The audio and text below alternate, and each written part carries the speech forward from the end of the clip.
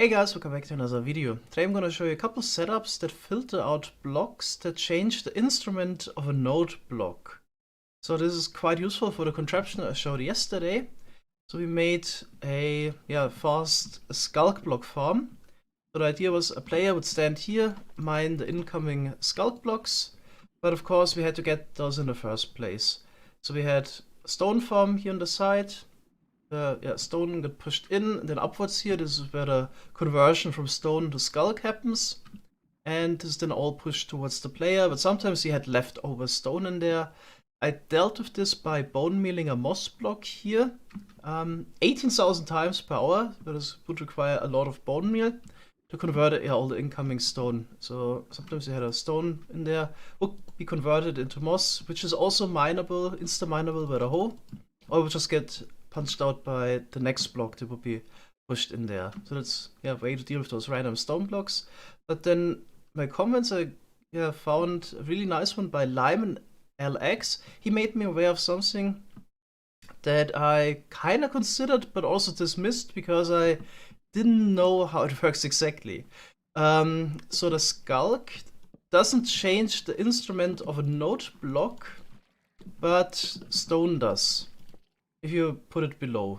So you probably notice if you look at the S3 menu here, instrument bass drum. So currently we got stone below, and if you have air or other blocks below, it's harp. There's a lot of blocks that change the instrument. For example, a gold block will change it to bell, etc. And this can also be detected by an observer because it's a block state change. So if you push in, for example, a gold block under the node block, then an observer would pick it up. Same with the stone or basalt. It also changed the instrument, but Sculk doesn't. So we could make a system that instead of just bone milling all the time, would filter out the stone first, and then we're guaranteed that only Sculk would arrive at the player. And of course, we still have to deal with the stone. We could still convert it into moss. I would estimate that with this farm we would get like 2,000 stone blocks per hour. If we convert every single stone block with some moss, then it would be already only 2,000 bone meal per hour, which we need. But of course, you could also push all the stone into, for example, a TNT duping setup, and then we wouldn't need to use any bone meal at all. Alright, so of course, the problem here with this setup is that we actually push in the Sculk pretty fast, every 10 ticks, so we would need a system that is tileable and fast at the same time. So we would like node blocks here, then servers detecting that. In case we get Sculk, then we don't get a signal. In case we get stone, we need to push out the stone. Alright, so I went to Creative World and spent way too many hours to come up with some nice systems. Let's check those out. So I got 4 systems that I want to show you. They range from simple but slow to a bit more complicated but faster. Okay, so let's start over here with the simple system. That also would show how this works. So in case we push in a stone block, we trigger the sticky piston here that pushes down the node block and the block below and pulls the node block back up. So a problem with this setup here, also want to show you that Sculk is just getting pushed through. The problem with this setup here is that the observer here double or even triple pulses. First time if the instrument is changed, second time the block gets pushed down, and the third time once the block arrives back in front of the observer. That's why, apart from powering this sticky piston here for 4 ticks, also got a second line that pulls the block back that the observer points into and then pushes it back.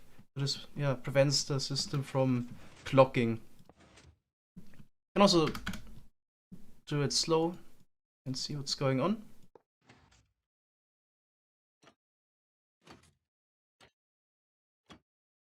Now we pull out the block and push it back. Okay. So downside of the system here is quite simple, tileable, but you could only push in a block every 16 ticks, which is not quite what we're looking for. You need a system that we can activate every 10 ticks. That was my next attempt. This is already a bit faster, but still not quite there. Every 12 ticks is the cycle length you could use the system. Okay, so it works quite similar. In case a stone block is placed there, push up the block, immediately push it back down and keep this piston extended a little bit to prevent the clogging. Okay, it's also tileable because here in the composter there's only a single fill level, so the redstone dust here doesn't power the neighbor. Okay, so this works every 12 ticks. Next attempt was this one here. This does the job. Every 10 ticks is possible with this system because it's a bit quicker. Here, you got a different type of setup. So the sticky piston here is actually getting butt powered by the redstone block above, and the observer just updates the piston with the rails. Okay. Then we also push out the redstone block. So the sticky piston here notices it itself once it's fully extended and it's no longer powered because the redstone block got removed, and pulls back. And then we just push back the redstone block so it's getting butt powered for the next time the system is used. Okay, downside of this one here, it's not tileable unfortunately. So if you would have the other sticky piston for the other stone line right next to it, then of course we would also update the neighboring piston. So in case you would want to use the system, it's actually quite small, you would need to build with an offset of 3 blocks. So here we got actually a fully working setup. So I got a randomizer here that either places a stone or a Sculk block, and as you can see, one side you only get the Sculk blocks coming out and the stone is coming out here. Looks a bit inconvenient now with the stone, but you could just push it over and then would have like stone coming out at this shape, just a little bit lower. Alright, but I actually kept trying to make a system that is tileable, and let's disregard this one here. In the end came up with this system, which is pretty sweet and tileable as well. So here we, instead of pushing down the node block, we actually pull it down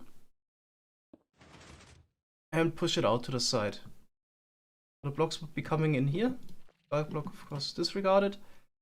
The stone is quickly being pulled down and out to this side. Alright, also made a fully working system here with the randomizer. So we got the stone going this way and Sculk blocks going that way. And I guess, yeah, the stone would be initially be pushed in here from the side. And as you can see here, I'm using a 10 tick or 5 redstone tick clock. This definitely does the job. I'm actually wondering, does this work every 8 ticks even? Have I even tried that? Yes, actually it does work every 8 ticks. Pretty nice. Alright, let's also redo the Sculk block farm, so you can see the node block sorter working with an actual farm. Unfortunately, we don't really have space here, so I was thinking we could maybe push all of the blocks here to the side, have the sorter right here, and then maybe push them over again, so we would do the block breaking roughly the same height, just a couple blocks over. Alright, yeah, I'll get it to work. Alright, we got a working system, and this farm is getting larger and more gets added to it, and we're technically not done yet. So I added the stone block filter, but we still need to get rid of the stone somehow. So I'm currently just using a command block. Any stone incoming will be deleted, but of course you couldn't do it in survival. You probably want to hook up a TNT duping system to it to just blow up the stone, because we might not be able to use moss 100% reliably, because it just occurred to me that it might be possible that a Sculk charge would somehow convert the stone later. What I'm mostly worried about is this part here. So in case the stone gets pulled down, I think it might be possible that the Sculk charge could spread to it later, because there's an air block above for just a brief moment, and then it could be converted into Sculk once it's already in the stone line, and that would be an issue because we couldn't convert Sculk into moss, and I guess blowing it up would be the reliable way to get rid of it. But as I mentioned already, we might even need some kind of TNT system anyway, because we need to supply the player with some XP or with a block breaking system. So we might just be able to reroute the stone into the wither cage as well. So currently I'm just using XP bottles so the hole doesn't break. Yeah, might be an idea to somehow put all of this together at some point. But as I said, we're in Deep Dark Experimental Snapshot 1. This is mostly about getting ideas how to deal with all of that, not building a perfect farm already, because that's going to be outdated next week anyway. So I think it was a lot of fun to make. A couple little details need to be taken care of, but it's probably best to just wait a little bit and see how all of this would work in the final version. Alright, hope you enjoyed this video. Definitely think those node block sorting systems could be quite useful. Maybe in another contraption as well. So here's actually the first time we need something like this. Yeah, thanks guys for watching, and see you next time. Bye bye.